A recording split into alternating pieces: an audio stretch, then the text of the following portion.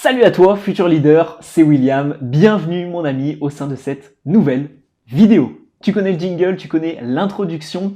Dans cette nouvelle vidéo, j'aimerais qu'on parle encore une fois du sujet de la voix. J'ai quasiment fait le tour sur cette chaîne YouTube. Il y a énormément de vidéos qui parlent de la voix, comment avoir une voix plus grave, plus aiguë, plus puissante, plus douce, plus ceci, plus cela. Cette fois-ci, on va parler d'un nouveau paramètre sur lequel tu vas pouvoir jouer. C'est l'intensité de ta voix. L'intensité de la voix, je vais te donner 3 conseils différents pour modifier l'intensité de ta voix à l'oral. Et puis, on va commencer forcément par un petit constat d'introduction avec la définition de l'intensité. Et puis pour que tu comprennes également comment l'intensité de la voix varie en fonction des paramètres qu'on va pouvoir voir juste après. Donc 3 conseils, la définition, je pense qu'on est pas mal dans cette nouvelle vidéo. Installe-toi tranquillement, tu prends un petit café, alors j'ai pas le mien juste ici, mais tu prends un petit café chez toi, un petit verre d'eau ou quoi que ce soit, et puis on est parti.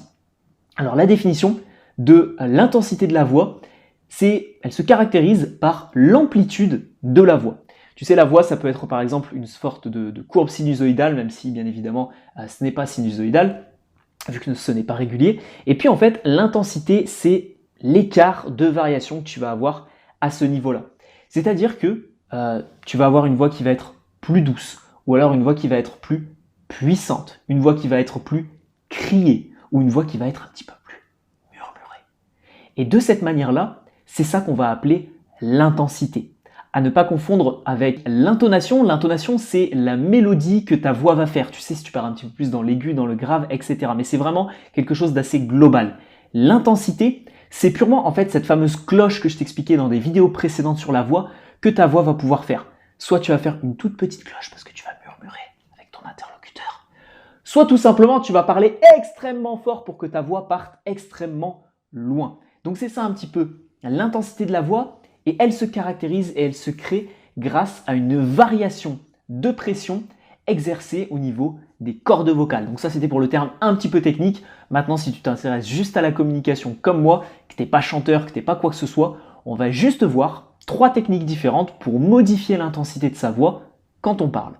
Le premier paramètre, c'est de jouer sur la puissance que tu vas mettre dans ta voix. Comme je te le disais dans ce constat d'introduction de cette vidéo, si tu parles avec quelqu'un qui est juste en face de toi, tu vas pas mettre beaucoup de puissance. Tu peux murmurer, tu peux chuchoter. Il n'y a pas besoin de beaucoup de puissance. Par contre, quand tu vas parler avec quelqu'un qui est extrêmement loin, là, tu vas devoir mettre beaucoup de puissance. Donc là, tu vas jouer tout simplement sur la puissance pour faire jouer l'intensité de ta voix et ce changement justement de variation, ce changement d'amplitude. C'est intéressant de jouer avec ce phénomène d'intensité et notamment ce phénomène de puissance parce que ça va avoir des répercussions différentes sur ta communication. Quand tu vas utiliser une voix qui est très puissante, c'est une voix qu'on utilise par exemple dans les marchés ou quand il y a beaucoup de monde pour haranguer la foule, etc. C'est une voix qui nous concerne tous. Par contre, quand on est dans un café, qu'on discute avec quelqu'un et qu'on souhaite créer un cocon d'intimité, là on va murmurer. Là on va utiliser une puissance faible, une intensité faible, tout simplement pour créer un contact de proximité avec la personne et un climat en fait assez convivial de proximité. Donc en fait, tu vas avoir au niveau de ta communication des répercussions très très différentes en fonction de ce premier paramètre. Le deuxième paramètre que tu vas pouvoir modifier pour gérer l'intensité de ta voix, c'est le souffle que tu vas mettre au niveau de ta respiration et au niveau de ton expiration plus particulièrement. Alors pour ça, j'ai un exercice très simple. On va travailler un petit peu les abdominaux, on va faire un peu de sport dans cette vidéo.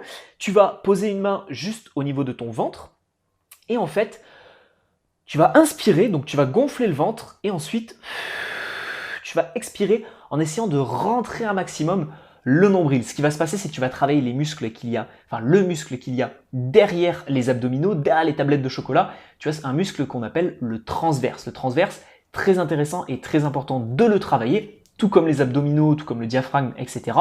Pourquoi? Parce que plus ton transverse va être musclé, plus tes abdominaux vont être musclés et ton diaphragme va être musclé également, plus tout simplement tu auras cette capacité de grande respiration.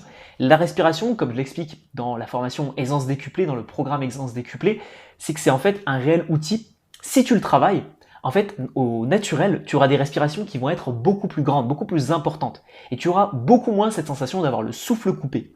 Ce qui se passera au niveau de l'intensité de ta voix, pour revenir au sujet de cette vidéo, c'est que tout simplement, tu auras beaucoup plus de capacité à pouvoir modeler l'intensité de ta voix vu que tu auras une respiration qui est plus grande, donc un souffle plus grand, donc tu pourras tout simplement changer plus efficacement ta voix. C'est ce qu'on appelle la capacité respiratoire et tu imagines bien que la capacité respiratoire d'un sportif de haut niveau est beaucoup plus importante que la capacité respiratoire d'une personne qui est sédentaire, qui ne bouge pas beaucoup et puis qui est par exemple fumeur. Ok? Donc ça c'est très intéressant. Je t'invite tout simplement à faire cet exercice. Tu peux faire à peu près 10, 15, 20, 30 répétitions.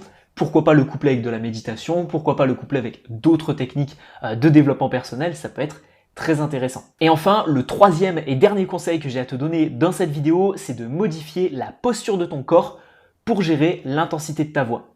Forcément, je prends toujours cet exemple, mais quelqu'un qui est avachi sur une table et qui parle comme ça, l'intensité de sa voix, elle n'est pas très importante.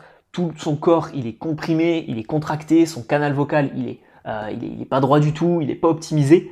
Par contre, quelqu'un qui va se tenir droit, qui va avoir les épaules en arrière, les pectoraux gonflés, bah là forcément, il a une voix qui est bien meilleure et il a une intensité vocale qui est bien meilleure. Et il peut jouer et il peut avoir cette variation de manière beaucoup plus simple que quelqu'un qui va tout simplement être avachi. Donc je t'ai donné tout simplement un petit plan d'action étape par étape. Premier point, les pieds plaqués au sol. Que tu sois assis ou debout, moi aujourd'hui je suis sur des chaises qui sont un petit peu hautes parce que c'est un manche debout donc il est assez haut. Mais les petits tabourets en fait, il y a un petit truc pour mettre ses pieds dessus, et puis j'ai pas les pieds qui sont dans le vent ou quoi que ce soit. J'ai les pieds plaqués au sol. Donc que tu sois assis ou debout, c'est très important. On ne se tient pas sur une jambe, on n'essaye pas de faire quoi que ce soit de compliqué. Écarté à la largeur, au niveau de la largeur des épaules. Pas trop écarté, pas trop resserré. On prend un minimum de place quand même.